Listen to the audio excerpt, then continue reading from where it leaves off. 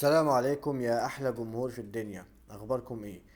الصيانة النهاردة في فرع من فروع الاتصالات بنعمل فلاتر وبنتأكد من الحوار، نتأكد من صيانة الجهاز محتاج صيانة ثانوي ولا لأ.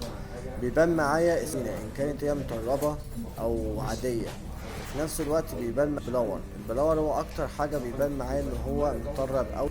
فده بيخلي إن أنا أعمل حسابي إن بعد كده الصيانة الثانوي يا إما بفك المكن هي في مكانها وببقى حاطط حوض علشان ترمبة الغسيل والمية وكده، يا إما ممكن مينفعش إن أنا أغسل في المكان نفسه، فبسحب شحن فريون وبفك المكنة عشان أنزل بيها على الأرض.